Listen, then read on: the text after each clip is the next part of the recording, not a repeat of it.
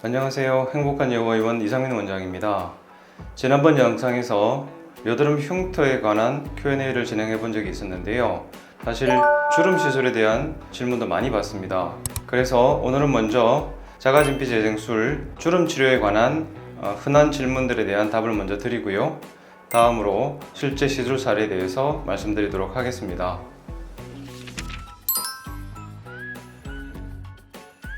네, 이건 사진을 보면서 설명을 드리겠습니다.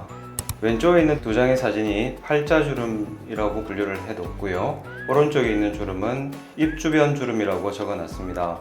어떻게 다른가 하면 팔자주름은 콧방울에서부터 입꼬리 쪽으로 연결되는 한자, 글자 8팔자를 닮았다고 해서 팔자주름이라고 부르고 있는 주름입니다.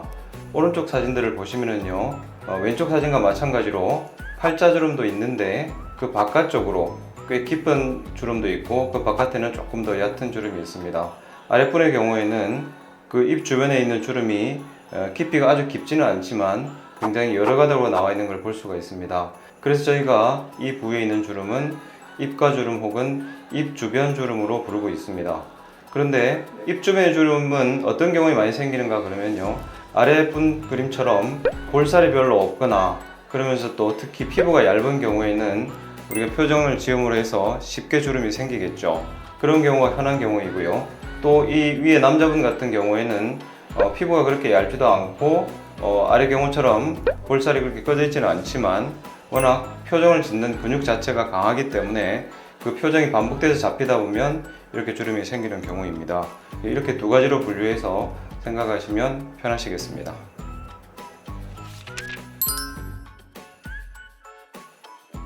예, 물론입니다.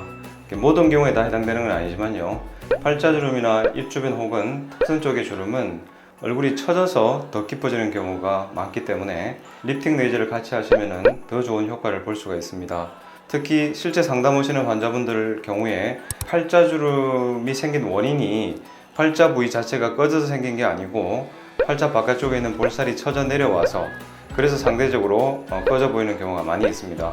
이런 경우에는 자가진피 재생술을 아무리 성공적으로 시행한다 하더라도 처져 내려온 볼살이 여전히 높아 있기 때문에 만족스러운 결과를 얻을 수가 없습니다. 그래서 이렇게 처져 내려온 볼살을 해결해 주기 위한 시술들을 해야 좋은 결과를 얻을 수가 있는데요, 그 대표적인 게 리프팅 레이저가 될 수 있겠습니다.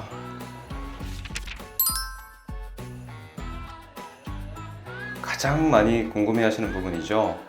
흉터 경우에는 거의 반영구적으로 유지됩니다. 왜냐하면 여기는 표정을 잡을 일이 없기 때문에 한번 좋아진 조직은 계속 유지가 오랫동안 된다고 볼 수 있습니다. 하지만 특히 이제 표정을 많이 짓는 부위에 생기는 주름은 어느 순간부터 다시 재발될 수가 있겠죠. 반복적으로 표정을 지음으로 해서 생긴 주름이기 때문입니다. 그러니 표정을 강하게 짓지 못하게 하면은 재발이 안 되거나 재발을 늦출 수가 있습니다. 그 방법 중에 하나가 대표적으로 보톡스입니다. 근데 보톡스를 모든 부위에 맞을 수 있는 건 아닙니다.